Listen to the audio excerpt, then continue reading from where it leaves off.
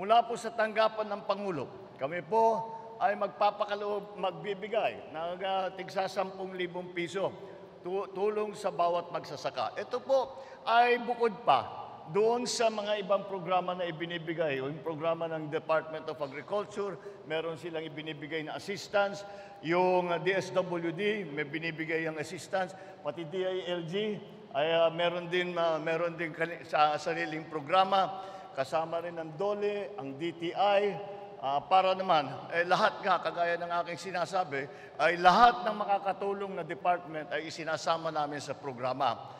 Ngunit, nung tinitignan namin, at tinitignan ko ang sitwasyon ng ating mga magsasaka, ay sinabi ko, mabuti na meron tayong maibigay.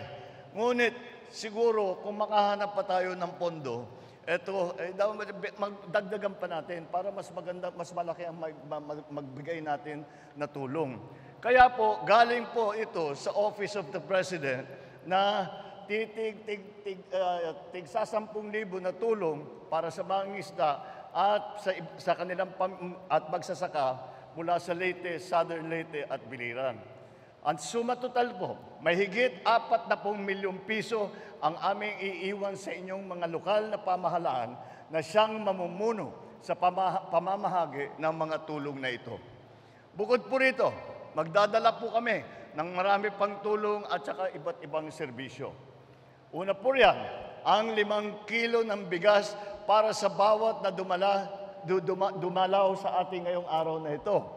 Galing naman sa opisina ng ating House Speaker Martin Romualdez.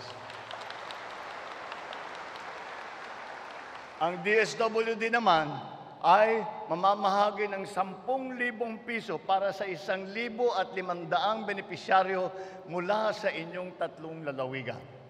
Nandito rin po ang DOLE upang mamahagi ng higit 6 na milyong piso sa ilalim ng TUPAD program para sa mga benepisyaryo mula sa Western at Southern Leyte, pati na rin sa Biliran.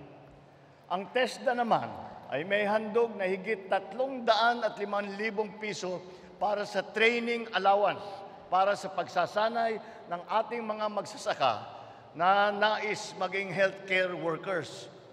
Mamamahagi din po sila ng 20 starter toolkit para sa pagsasanay ng ating mga benepisyaryo at mag-aalok ng enrollment para sa ilang technical vocational program, mga TechVoc program po natin ng ahensya ng TESDA. Kasama din po natin ngayon ang ating mga TESDA scholars at saka farm schools na nagpapakitang gilas sa kanilang mga natutunan at mag-aalok ng ilang produkto.